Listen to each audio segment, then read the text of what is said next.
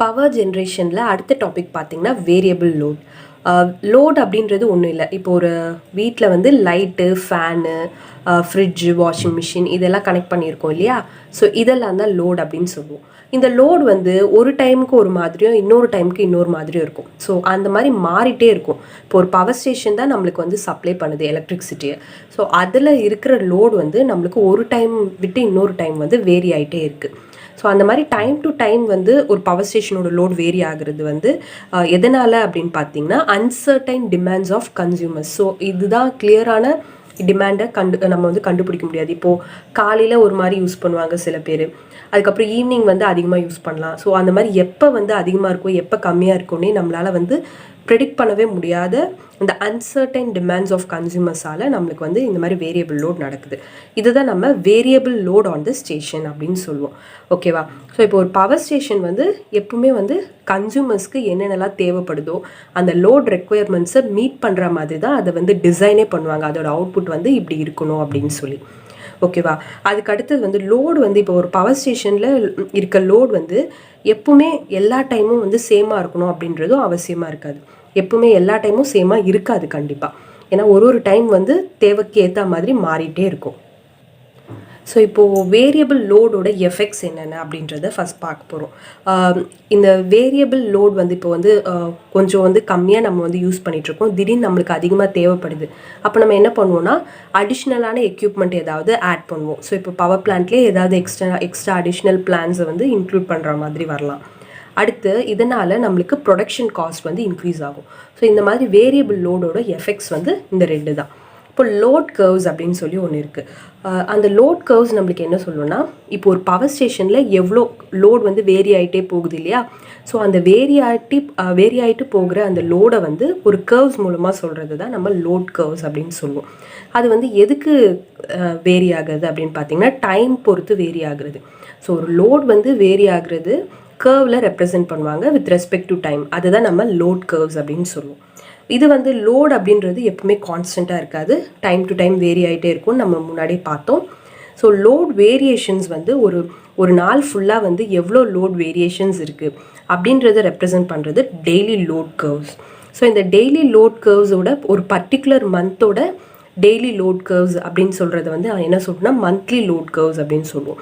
இப்போ ஒரு மந்தில் டெய்லி இவ்வளோ இருக்குது அப்படின்னு சொல்கிறாங்க அப்படின்னா அது வந்து மந்த்லி லோட் கர்வ் அப்படின்னு சொல்லுவோம். மந்த்லி லோட் கர்வ் அப்படின்றது நம்மளுக்கு ப்ராக்டிக்கலாக நம்ம எதுலலாம் யூஸ் பண்ணுறோம் அப்படின்னு பார்த்தீங்கன்னா ஒரு எனர்ஜியோட ரேட்டை வந்து ஃபிக்ஸ் பண்ணுறதுக்காக நம்ம யூஸ் பண்ணுறோம். ஃபார் எக்ஸாம்பிள் நம்மளோட இபி பில் அதெல்லாம் வந்து பார்த்திங்கன்னா நம்ம வீட்டில் எவ்வளோ லோட் வந்து யூஸ் பண்ணுறோம், ஒரு மந்த்துக்கு டெய்லி நம்ம யூஸ் பண்ணுறது ஒரு பர்டிகுலர் மந்த்துக்கு எவ்வளோ யூஸ் பண்ணுறோம் அப்படின்றத அந்த monthly load curves. So EB பில்க்குலாம் நம்ம எதை யூஸ் பண்ணுறோம் நம்ம வீட்டில் அப்படின்னு பார்த்தீங்கன்னா மந்த்லி லோட் கர்வ்ஸை யூஸ் பண்ணுறோம். So monthly load curves for a particular year, ஒரு பர்டிகுலர் இயரில் மந்த்லி லோட் கர்வ்ஸ் இருக்கும் இல்லையா? அதையெல்லாம் சேர்த்தது வந்து இயர்லி லோட் கர்வ்ஸ் அப்படின்னு சொல்லுவோம். ஸோ அந்த இயர்லி லோட் கர்வ்ஸ் வந்து எதுக்காக யூஸ் பண்ணுறாங்க அப்படின்னு பார்த்தீங்கன்னா நம்மளுக்கு இந்த ஆனுவல் லோட் ஃபேக்டர் அப்படின்றத கண்டுபிடிக்கிறதுக்காக நம்ம இந்த இயர்லி லோட் கர்வ்ஸ் வந்து யூஸ் பண்ணுறோம். ஸோ இப்போ இந்த லோட் கர்வ்ஸ் வந்து எப்படி ரெப்ரசென்ட் பண்ணுறாங்க அதெல்லாம் இப்போ பார்ப்போம். ஸோ டெய்லி லோட் கர்வ்ஸ் வந்து பார்த்திங்கன்னா டைமு அப்புறம் லோடின் மெகாவாட் அந்த மாதிரி இருக்கும். ஸோ இப்போ மிட் நைட்டில் வந்து இவ்வளோ தான் யூஸ் பண்ணியிருக்கோம் அப்படின்னு வச்சுக்கோங்க. அடுத்து நூனில் வந்து இவ்வளோ தான் யூஸ் பண்ணுறோம். பட் நைட் அந்த ஈவினிங் டைம் வருது இல்லையா? ஸோ சன் செட்டுக்கு அப்புறம் வந்து ஒரு பீக்கில் போகுது. இந்த மாதிரி இருக்குது ஒரு நாளோட கர்வ் வந்து ஒரு நாளைக்கு எவ்வளோ நம்ம லோட்ஸ் வந்து யூஸ் பண்ணுறோம் மெகாவாட்டில் ரெப்ரசென்ட் பண்ணுற மாதிரி லோடு வந்து இங்கே வச்சுப்போம். டைம் வந்து ஹவர்ஸில் இங்கே வச்சுப்போம். ஸோ ஒரு மிட் நைட்லேருந்து அடுத்த அந்த மிட் நைட் டைமுக்கு முன்னாடி வரைக்கும், ஸோ 12 o'clockலேருந்து அடுத்து 12 o'clock வரைக்கும் எவ்வளோ லோடு வந்து நம்ம யூஸ் பண்ணியிருக்கோம் அப்படின்றது இந்த மாதிரி கர்வாக ரெப்ரசென்ட் பண்ணுறது தான் நம்ம டெய்லி லோட் கர்வ்ஸ் அப்படின்னு சொல்கிறோம். இந்த மாதிரி லோட் கர்வ்ஸ் மூலமாக நம்ம என்ன வந்து கண்டுபிடிக்கலாம் அப்படின்னு பார்த்தீங்கன்னா ஒரு நாளைக்கு எவ்வளோ லோட் வேரியேஷன்ஸ் இருக்குது அப்படின்றத இந்த கர்வ்ஸ் மூலமாக நம்ம கண்டுபிடிக்கலாம். ஸோ இப்போ வந்து கஸ்டமர்ஸ்க்கு வந்து இந்த டைமில் இவ்வளோ தேவைப்படுது, இந்த டைமில் இவ்வளோ தேவைப்படுது அப்படின்றத கண்டுபிடிக்கிறதுக்கு நெக்ஸ்ட் டேக்கு அதை வந்து நம்ம யூஸ் பண்ணிக்கிறதுக்காக நம்ம இதை வந்து யூஸ் பண்ணிக்கலாம். அதுக்கப்புறம் இந்த ஏரியா இருக்குது பார்த்தீங்களா? இந்த ஏரியாவை கண்டுபிடிக்கிறது மூலமாக நம்ம வந்து நம்பர் ஆஃப் யூனிட்ஸ் ஜென்ரேட்டட் இன் ஏ டே அதை வந்து கண்டுபிடிக்க முடியும். ஸோ இதை வச்சும் நம்ம வந்து கண்டுபிடிக்கலாம். ஸோ ஆல்ரெடி நான் சொன்ன மாதிரி இம்பார்ட்டன்ஸ் ஆஃப் லோட் கர்வ்ஸ் வந்து என்னென்னா ஒரு லோட் வந்து எவ்வளோ வேரியேஷன் இருக்குது ஒரு டிஃப்ரெண்ட் ஹவர்ஸ் ஆஃப் த டே அதை கண்டுபிடிக்கிறதுக்காக இது யூஸ் ஆகுது. அதுக்கடுத்து area under daily load curve வந்து நம்மளுக்கு நம்பர் ஆஃப் யூனிட்ஸ் ஜென்ரேட்டட் இந்த டே அதை வந்து கண்டுபிடிக்கிறதுக்கு யூஸ் ஆகுது. அடுத்தது இப்போ ஆவரேஜ் லோட் அப்படின்றது நம்ம எப்படி சொல்லலாம்னா units generated per day divided by 24 hours. Okay, so அப்படியும் சொல்லலாம். இல்லைனா area under daily load curve divided by 24 hours. So area அது வந்து எப்படி நம்மனா கிலோவாட் ஹாரில் தான் ரெப்ரசென்ட் பண்ணுவோம். ஸோ அப்படியும் நம்ம வந்து கண்டுபிடிக்கலாம் ஆவரேஜ் லோட. இல்லைனா units generated per day divided by 24 hours அது அப்படியும் சொல்லலாம். ஏன்னா இது ரெண்டுமே சேம்னு நம்ம முன்னாடியே சொல்லியிருக்கோம் இல்லையா, அந்த மாதிரி. அடுத்து லோட் ஃபேக்டர் வந்து நம்ம என்ன சொல்வோம், average load divided by maximum demand அப்படின்னு சொல்லி முன்னாடியே ஃபார்முலாவில் பார்த்தோம். இப்போ ஒரு 24 ஹார்ஸ்க்கு அப்படின்னு சொல்லிட்டோன்னா average load into 24 hours maximum demand into 24 hours அப்படின்னு சொல்லி போட்டுப்போம் ஒரு நாளைக்கு அப்படின்றதுனால. இப்போ area in kilowatt hour under daily load curve divided by total area of rectangle in which load curve is obtained. So இந்த ரெண்டு இதுவும் ரேஷியோவையும் போட்டாலுமே நம்மளுக்கு லோட் ஃபேக்டர் அப்படின்றத கண்டுபிடிக்க முடியும். Average load by maximum demand அப்படின்னு சொல்லலாம், இல்லை இன்ட்டு 24 அப்படியும் போட்டுக்கலாம். அது இல்லைன்னா நம்ம area under daily load curves divided by total area of rectangle in which load curve is obtained. So அந்த ரெக்டாங்கிள் இப்போ வந்து லோட் கர்வ் வருது இல்லையா, அந்த ரெக்டாங்கிளோட ஏரியாவை நம்ம கண்டுபிடிச்சி நம்ம போட்டுக்கலாம். ஸோ இந்த டோட்டல் ஏரியா ஆஃப் ரெக்டாங்கிள் அப்படின்றது ஒன்றும் இல்லை. இப்போ இந்த லோட் கர்வ்ஸ் இப்படி நம்ம போட்டிருக்கோம் கிராஃப் ஷீட்டில் அப்படின்னு வச்சுக்கோங்க.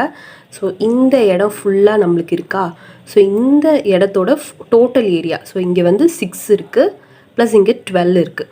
So 12 into 6 L into B தான் area of rectangle. So 12 into 6 போட்டோன்னா நம்மளுக்கு என்ன ஆன்சர் கிடைக்குதோ அதுதான் நம்மளோட மேக்ஸிமம் டிமாண்ட். ஓகேவா, ஸோ அந்த மேக்ஸிமம் டிமாண்ட் வந்து இந்த ஏரியா ஆஃப் ரெக்டாங்கிள் அதை தான் சொல்கிறாங்க.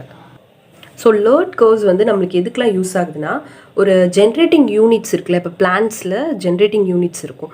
ஸோ அதோட சைஸு அண்ட் எவ்வளோ நம்பர் ஆஃப் ஜென்ரேட்டிங் யூனிட்ஸ் நம்மளுக்கு தேவைப்படுது அப்படின்றத கண்டுபிடிக்கிறதுக்கு இந்த லோட் கர்வ்ஸ் வந்து யூஸ் ஆகும். இப்போ ஒரு நாள் வந்து நம்மளுக்கு இவ்வளோ வந்து லோட் தேவைப்பட்டிருக்கு. ஸோ எவ்வளோ நம்மக்கிட்ட இருக்க ஜென்ரேட்டிங் ஸ்டேஷன் எவ்வளோ நம்பர்ஸும் எவ்வளோ சைஸ் இருக்கிறத யூஸ் பண்ணால் நம்மளுக்கு வந்து அடுத்த நாள் அதை மெட் பண்ண முடியும் அப்படின்னு நம்மளே வந்து ஐடென்டிஃபை பண்ணுறதுக்கு இது யூஸ் ஆகுது. அதுக்கடுத்து இப்போ ஒரு மேக்ஸிமம் எஃபிஷியன்சியில் நம்ம பிளான்ட்டை வந்து ஆப்ரேட் பண்ண வைக்கிறதுக்கு இந்த லோட் கர்வ்ஸ் வந்து ஹெல்ப் பண்ணுது.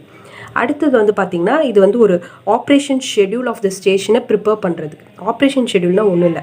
ஸோ இப்போ வந்து எந்த சீக்வன்ஸில் பிளான்ட் ஆப்ரேட் ஆகணும், ஃபஸ்ட்டு இந்த பிளான்ட் ஆப்ரேட் ஆகணுமா, அடுத்த பிளான்ட்டா, அந்த மாதிரி. ஓகேவா, அது plus time of plant operation அதை வந்து டிட்டர்மைன் பண்ணுறதுக்கு இது யூஸ் ஆகுது. அடுத்து selection of number of units, இப்போ எவ்வளோ நம்பர் ஆஃப் யூனிட்ஸ் வந்து நம்ம வந்து யூஸ் பண்ணணும் அப்படின்றதுக்கு கன்சிடர் பண்ணுறதுக்கு ஒரு இம்பார்ட்டன்ட் பாயிண்ட்ஸ்லாம் சிலது இருக்குது.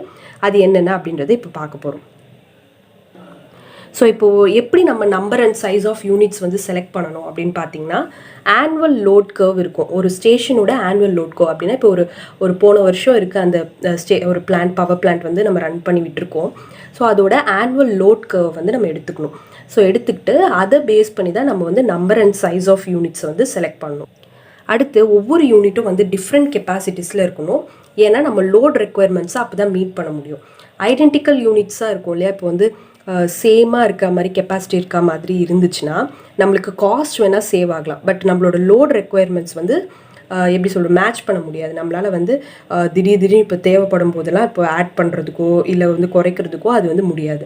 ஸோ அதனால் சேம் கெப்பாசிட்டி இருக்க மாதிரி யூஸ் பண்ணாமல் டிஃப்ரெண்ட் கெப்பாசிட்டிஸாக இருக்கணும். இப்போ ஒரு அவுட்புட் வந்து ஒரு பிளான்ட்டோ ஒரு ஜென்ரேட்டிங் யூனிட்டோட அவுட்புட் டிஃப்ரெண்ட்டாக இருக்கலாம், அடுத்த ஜென்ரேட்டிங் யூனிட்டுக்கு டிஃப்ரெண்ட்டாக இருக்கலாம், அந்த மாதிரி. ஸோ கெப்பாசிட்டி ஆஃப் பிளான்ட் வந்து should be 15% to 20% more then maximum demand. So maximum demand வந்து எவ்வளோ இருந்திருக்கு அந்த பிளான்ட்டுக்கு, போன வருஷம் எவ்வளோ இருந்திருக்குன்னு பார்த்துக்கணும். பார்த்துட்டு அதை விட நம்ம வந்து 15 to 20% ஹையராக தான் அதோட பிளான்ட்டோட கெப்பாசிட்டி இருக்க மாதிரி இது பண்ணணும். ஏன்னா மேபி மேக்ஸிமம் டிமாண்டோட அதிகமாக கூட நம்மளுக்கு தேவைப்படலாம். ஸோ அதை விட எக்ஸ்ட்ராவாக நம்ம ப்ரொடியூஸ் பண்ணுற மாதிரி தான் நம்ம பிளான்ட்டை வந்து அந்த சைஸ் அண்ட் நம்பர் ஆஃப் யூனிட்ஸை வந்து சூஸ் பண்ணணும். ஸோ அடுத்தது வந்து ஒரு ஸ்பேர் ஜென்ரேட்டிங் யூனிட் வந்து எப்போவுமே இருக்கணும். ஸோ ஏன்னா ஏதாவது ஒரு ஒர்க்கிங் யூனிட்ஸில் வந்து ஏதாவது ரிப்பேரோ இல்லை ஏதாவது ஓவர் ஹீட்டிங் அந்த மாதிரி ஏதாவது மால் ஃபங்க்ஷன் நடந்துச்சுன்னா ஸ்பேர் ஜென்ரேட்டிங் யூனிட்லேருந்து நம்ம எடுத்துக்கலாம், அதுக்கு அது யூஸ் ஆகும். அடுத்தது வந்து பார்த்திங்கன்னா, ஒரு நிறைய லார்ஜ் நம்பர் ஆஃப் யூனிட்ஸ். ஓகேவா, ஸோ இப்போ வந்து நிறைய ஸ்மாலர் கெப்பாசிட்டியில் இருக்க மாதிரி நிறைய நம்பர் ஆஃப் யூனிட்ஸ் வந்து நம்ம யூஸ் பண்ணுறதை அவாய்ட் பண்ணணும். ஏன்னா இப்போ வந்து இன்வெஸ்ட்மெண்ட் காஸ்ட் வந்து நம்மளுக்கு வந்து இன்க்ரீஸ் ஆகிடும். ஸோ இந்த மாதிரி ஒரு கிலோவாட் கெப்பாசிட்டியோட இன்வெஸ்ட்மெண்ட் காஸ்ட் வந்து இன்க்ரீஸ் ஆகும், சைஸ் வந்து டிக்ரீஸ் ஆச்சுன்னா. ஸோ அதனால் பெரிய சைஸான பிளான்ட்டு தான் நம்ம யூஸ் பண்ணணும். ஸோ அதையும் நம்ம வந்து கன்சிடர் பண்ணிக்கணும். அடுத்தது வந்து பார்த்திங்கன்னா லோடு வந்து 2 டைப்ஸாக இருக்கும். பேஸ் லோடுன்னு சொல்லுவாங்க, பீக் லோடுன்னு சொல்லுவாங்க. பேஸ் லோடு அப்படின்றது அன்வேரியிங் லோடு. எப்போவுமே ஒரு நாளைக்கு வந்து நம்மளுக்கு எப்பவுமே தேவைப்படுற ஒரு லோடு தான் வந்து இப்போ எப்பவுமே நம்மளுக்கு ஒரு நாளைக்கு ஒரு 1 மில்லியன் மெகாவாட் வந்து தேவைப்படுது அப்படின்னா அதுதான் பேஸ் லோட். ஓகேவா? ஸோ ஒரு ஹோல் டேக்கு அந்த லோடு வந்து நம்மளுக்கு தேவைப்பட்டுக்கிட்டே இருக்கும். பீக் லோடு அப்படின்றது என்னென்னா இந்த பேஸ் லோடுக்கு மேலே. ஸோ சம்டைம்ஸ் நம்மளுக்கு வந்து அதிகமாக தேவைப்படலாம். ஸோ ஓவர் அண்ட் அபோவாக இருக்கிறது தான் நம்ம வந்து பேஸ் லோடை விட அதிகமாக இருக்கிறது தான் நம்ம பீக் லோடு அப்படின்னு சொல்லுவோம். ஸோ இப்போ இந்த லோடை வந்து மெகாவாட்டில் நம்ம ரெப்ரசென்ட் பண்ணி இங்கே போட்டிருக்கோம், டைம் வந்து இங்கே கொடுத்துருக்கோம் அப்படின்னா பீக் லோடு வந்து இதுதான். ஓகேவா? ஸோ இப்போ வந்து நம்மளுக்கு எப்பவுமே 20 மெகாவாட் வந்து தேவைப்படுது.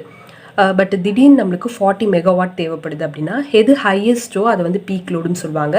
இந்த எப்பவுமே தேவைப்படுற லோடை வந்து பேஸ் லோடு அப்படின்னு சொல்லுவாங்க. ஓகேவா? அடுத்தது நம்ம பவர் பிளான்ஸ்லாம் வந்து எப்படி லோடை வந்து மீட் பண்ணுறதுக்கு என்ன பண்ணுறாங்க அப்படின்றத நம்ம பார்க்க போகிறோம். ஸோ ஓவரால் எக்கனாமி, ஸோ எஃபிஷியன்சியை வந்து அச்சீவ் பண்ணுறதுக்கு நம்ம என்ன பண்ணணும்னா 2 டிஃப்ரெண்ட் பவர் ஸ்டேஷனை எப்பவுமே இன்டர் கனெக்ட் பண்ணி யூஸ் பண்ணுறாங்க நம்ம நாட்டில். ஓகேவா? ஸோ இப்போ ஒரு பேஸ் லோட் பவர் ஸ்டேஷன் ஒன்று இருக்கும், பீக் லோட் பவர் ஸ்டேஷன். இப்போ பேஸ் லோட இது பண்ணுறதுக்காக மெட் பண்ணுறதுக்காக base load power station, peak லோடை வந்து மெயின்டைன் பண்ணுறதுக்காக பீக் லோட் பவர் ஸ்டேஷன் அப்படின்னு சொல்லியிருக்கு. So base load power station வந்து எப்பவுமே எதை நம்ம எடுக்கணும் அப்படின்னா more efficient plant supply base load. So base லோடை சப்ளை பண்ணுறதுக்கு மோர் எஃபிஷியண்ட்டாக இருக்கிற இப்போ அவுட்புட் வந்து நம்மளுக்கு அவுட்புட் பை இன்புட் ரேஷியோ தான் நம்ம எஃபிஷியன்சின்னு சொல்லுவோம். எஃபிஷியன்சி அதிகமாக இருக்கிற ஒரு பிளான்ட்டை தான் நம்ம யூஸ் பண்ணணும் பேஸ் லோட் பவர் ஸ்டேஷனுக்கு. பீக் லோட் பவர் ஸ்டேஷனுக்கு வந்து less efficient plant supply peak லோடுக்கு சப்ளை பண்ண யூஸ் பண்ணுவோம். ஸோ அப்போ தான் வந்து நம்ம எப்போ தேவையோ அப்போ மட்டும் கனெக்ட் பண்ணி யூஸ் பண்ணிப்போம். ஸோ இப்போ வந்து சில டைம் வந்து அது வந்து நம்ம சொல்லவும் முடியாது, இந்த பவர் பிளான்ட்டு தான் கான்ஸ்டண்ட்டாக யூஸ் பண்ணுவோம் அப்படின்றதையும் சொல்ல முடியாது பேஸ் லோடுக்கு பீக் லோடுக்குன்னு. ஸோ ஒரு பர்டிகுலர் சிச்சுவேஷன் வச்சும் நம்மளுக்கு வந்து அது வந்து கன்சிடர் பண்ணிக்கலாம். ஃபார் எக்ஸாம்பிள் இப்போ வந்து ஒரு ரெய்னி சீசன் இருக்குது அப்படின்னு வச்சுக்கோங்களேன். அப்போ வந்து வாட்டர் அவைலபிலிட்டி வந்து நல்லாவே இருக்குது. அந்த மாதிரி டைமில் நம்ம என்ன பண்ணுவோம் அப்படின்னா இப்போ வந்து இந்த பீக் லோடு வந்து இதுதான் பீக் லோடு, இது வந்து பேஸ் லோடு. ஓகேவா? ஸோ அப்போ வந்து நம்ம என்ன பண்ணுவோம், ஸ்டீமை வந்து பீக் லோடாக யூஸ் பண்ணுவோம், ஹைட்ரோவை வந்து பேஸ் லோடாக யூஸ் பண்ணுவோம். ஓகேவா? ஹைட்ரோவை ஏன் பேஸ் லோடாக யூஸ் பண்ணுறோம், வாட்டர் வந்து சஃபிஷியண்ட்டாக இருக்குது. ஸோ ரெய்னி சீசனில் வாட்டர் அவைலபிலிட்டி அதிகமாக இருக்கிறதுனால மோஸ்ட் எஃபிஷியண்ட்டாக ஹைட்ரோ பவர் பிளான்ட் இருக்கும், அதனால் இதை யூஸ் பண்ணுறோம். பட் கோல் வந்து நம்மளுக்கு அப்போ லெஸ் எஃபிஷியண்ட்டாக இருக்கும். ஓகேவா? இதை கம்பேர் பண்ணும்போது அப்போ லெஸ் எஃபிஷியன்ட். அதனால் எப்போயாவது பீக் லோடுக்கு தேவைப்படும் போது மட்டும் இதை யூஸ் பண்ணிப்போம். ஓகேவா? இதுவே இப்போ வாட்டர் அவைலபிலிட்டி கம்மியாக இருக்குது, இப்போ வின்டர் சீசன் இல்லை வந்து ரொம்ப சம்மர் சீசன் அந்த மாதிரி இருக்குது, வாட்டர் அவைலபிலிட்டியே இல்லை அப்படின்ற டைமில் நம்ம வந்து கோல் வந்து நம்மளுக்கு அப்போ கிடைக்கும். இதை கம்பேர் பண்ணும்போது அப்போ கிடைக்கும். அப்போ நம்ம என்ன பண்ணிடலாம், ஸ்டீம் பவர் பிளான்ட்டை பேஸ் லோடாகவும் ஹைட்ரோ பவர் பிளான்ட்டை பீக் லோடாகவும் யூஸ் பண்ணிக்கலாம். ஸோ இந்த மாதிரியும் நம்மளுக்கு வந்து டிஃபர் பண்ணிக்கலாம். இதெல்லாம் வச்சு தான் இதெல்லாமே தான் வந்து நம்ம பவர் ஜென்ரேஷனில் இந்த கான்செப்ட்ஸ்லாம் யூஸ் பண்ணி தான் நம்ம நாட்டில் வந்து ஜென்ரேட் பண்ணி எல்லாருக்கும் சப்ளை பண்ணிகிட்ருக்காங்க.